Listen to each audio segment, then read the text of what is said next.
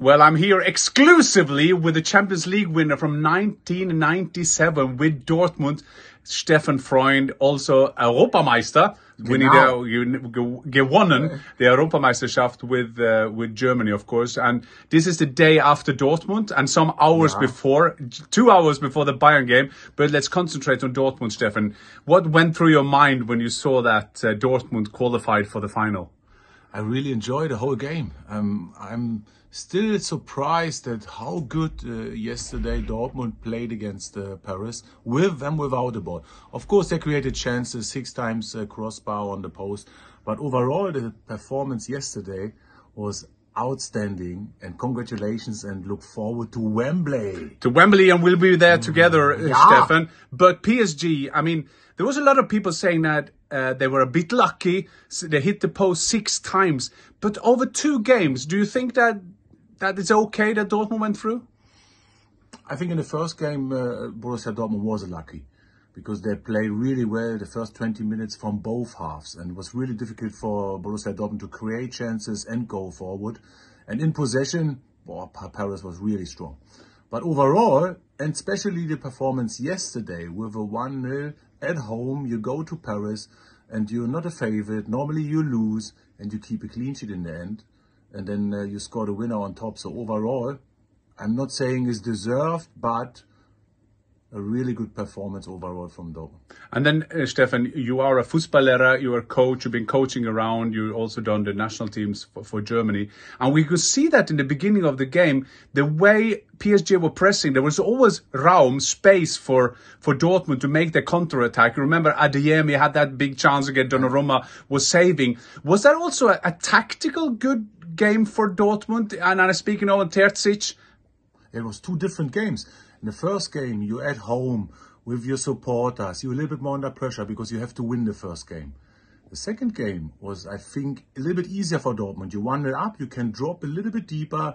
And then sometimes in a 4-4-2, that Adeyemi and Sancho came really deep to be really compact. When you win the ball, both like to go forward, and then Sabitzer or Brandt came back into the midfield. So they're looking flexible and, of course, using the pace on the counter-attack. I'm sure that was the match plan.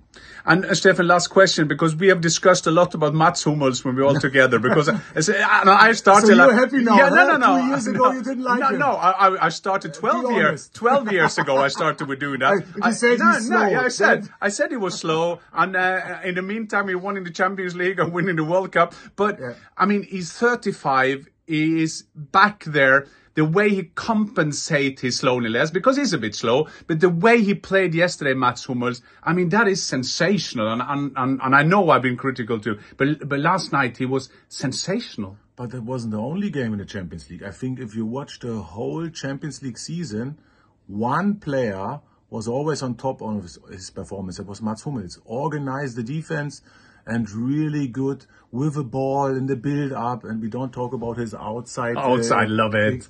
Outstanding. Franz Beckenbauer Hummels. And, of course, to watch him, and he's using his experience. Because when you slow, go a little bit behind, because on the turn you still can win the ball. And I think...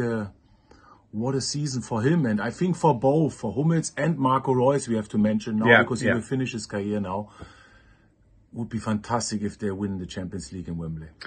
So Marco Reus will have his last game of his Dortmund career at Wembley. Not bad. No, not bad at all. And it seems that Mats Hummels will stay on for another year. And yes, I've been critical to his Champions League. I agree. I would definitely sign him. And still, in the end, maybe he's not playing every game anymore. Now, with that experience he shows us on the highest level in the Champions League, you need him. So Süle and Schlotterbeck are really good centre halves, but with Mats Hummels, still someone can use the experience. They brought their yellow wall yesterday to from Dortmund to Paris, and the name of the yellow wall last night was called Mats Hummels. Thank you, The wonder of Mats Hummels' ball.